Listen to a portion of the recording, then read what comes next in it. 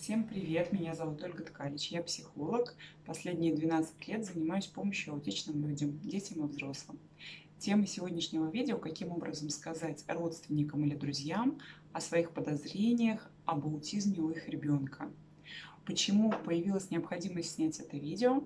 Потому что в последнее время очень много комментариев о том, что я бабушка, я тетя, я подруга, и не знаю, как лучше сказать родителям ребенка о своих подозрениях. Почему же родителям так сложно допустить мысль, что с их ребенком что-то не так? Почему они отрицают любые особенности в развитии ребенка? Потому что заболевание ребенка означает крах надежд на будущее ребенка, означает изоляцию от общества, означает, к сожалению, в России осуждение общества. Это нужно планировать реабилитацию, это сложно и страшно, нужно оплачивать реабилитацию. Подсознательно мы все понимаем, что это сложно и дорого. Поэтому очень легко понять нежелание родителей признавать некие особенности в развитии ребенка. Такие особенности могут списываться на различные характеристики, например, половые различия. Общеизвестно, что мальчики развиваются немного медленнее, чем девочки. И могут на это списывать, что у нас мальчик, он еще догонит, можно подождать. Или особенности характера. Например, мой ребенок не любит эти шумные детские компании, где играют в совочек и ведерко, а он интересуется метро и поездами. Да, у него очень высокий интеллект. Например, такое может быть объяснение. Или, например, у моего ребенка потрясающая память, поэтому он читает наизусть стихи, и поэтому он отвечает на вопросы песнями и стихами, просто потому что у него великолепная память.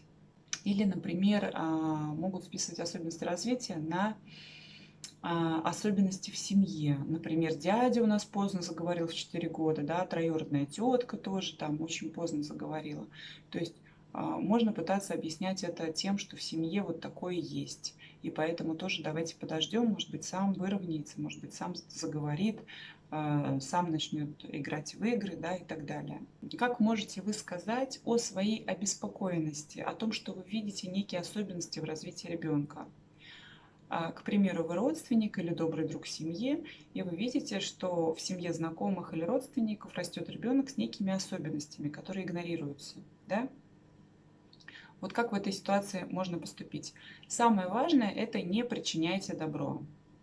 Что это такое? На момент разговора вы должны быть способны говорить в мягкой и доброжелательной манере. Вы должны быть в спокойном состоянии, чтобы ваш собеседник, родитель ребенка, не почувствовал себя слабее или глупее вас. В противном случае человек будет вынужден защищаться. Он не сможет услышать, что вы хотите донести, он просто будет стараться от вас дистанцироваться. Итак, каким образом можно построить беседу, можно поделиться своей обеспокоенностью? Вы встречаетесь с подругой, к примеру. У нее ребенок, как вам кажется, с особенностями развития. Подруга начинает в какой-то момент жаловаться на его поведение. Например, он не смотрит в глаза, он прыгает часами на кровати, он крутится по 15 минут на одном месте, бегает по комнате, кричит одним и тем же голосом на одной ноте, отказывается есть еду, у него агрессивное поведение, он ходит в штанишки, да, в туалет и так далее. Вы можете сказать, что вы также обеспокоены этим поведением, и если подруга согласна, вы готовы вместе поискать информацию на эту тему.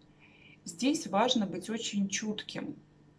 Если ваша подруга, родственница, родственник говорит: нет, я не хочу, я считаю, что все нормально, значит, нужно согласиться и отойти в сторону. Очень важно, я напоминаю, не причинять добро. Если человек не готов, значит, он не готов. Пожалуйста, будьте деликатны в этом вопросе и слушайте, что вам человек говорит. Если человек согласен, он говорит хорошо, да, тогда вы можете вместе забить признаки, например, в поисковик. Или если у вас уже есть видео, подходящее на эту тему, прислать видео на эту тему, показать, вместе посмотреть. Да? После того, как вы показали материалы на эту тему, внимательно слушаете человека. Это очень важно. Чуткость здесь самое важное. Уважение и чуткость. Если человек говорит: нет, это не похоже на моего ребенка, я не считаю, что это аутизм, то вы говорите: хорошо, извини за беспокойство, да, или что-то в этом роде. Если человек говорит: да, я согласен, согласна, это вызывает обеспокоенность, то вы со своей стороны можете предложить то, что вы можете. Например, помощь в поиске диагностического центра или специалиста, к которому можно обратиться, поиск дополнительной информации, поиск о реабилитации в таких случаях. Да? То есть вы можете предложить в сопровождении вашей подруги, вашей родственницы на консультацию вместе с ребенком, чтобы помочь с ребенком во время консультации, чтобы оказать моральную поддержку. Вы предлагаете то, что вы готовы предложить, ту помощь, которую вы готовы оказать. Это благоприятный сценарий, когда вы поделились вашими подозрениями, они нашли отклик у родителей ребенка, и вы строите стратегию прояснения ситуации, куда обратиться, к кому обратиться. Вернемся к не такому благоприятному сценарию, когда вы поделились вашими подозрениями, вы видите некие особенности в развитии ребенка, но родитель их не готов признать, он их отрицает. Еще раз напоминаю, отнеситесь, пожалуйста, к этому с уважением. Не настаивайте, отойдите в сторону. Когда человек будет готов, он, скорее всего, вспомнит ваш разговор и может сам инициировать беседу, спросить: а что ты мне говорил, помнишь там на эту тему, да? Или самостоятельно поискать информацию. То есть в любом случае вы поделились вашим беспокойством в деликатной форме. Вы не испугали человека, не оказали давления, вы были комфортны в общении. Велик шанс, что человек к вам повторно сам обратится, в случае, если эти особенности не исчезнут в ближайшее время. Сегодня мы с вами поговорили на тему, что делать, если вы видите проявление аутизма у знакомого вам ребенка, но родители не замечают этих особенностей.